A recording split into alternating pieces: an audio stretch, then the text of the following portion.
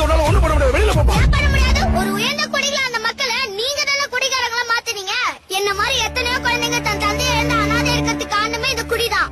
சந்தோஷத்துக்கு குடி, துக்கத்துக்கு குடி, பரீட்சையில பாஸ் ஆனாலும் குடி, ஃபெயில் ஆனாலும் குடி, பிறப்புக்கு குடி, இறப்புக்கு குடி, காது குத்து குடி, அப்புறம் கல்யாணத்துக்கு குடி, இப்படி எல்லாத்துக்கும் குடி. நாடு முழுசு சாராயும் கட்டு கடங்காம ஆறு போல ஓடுது.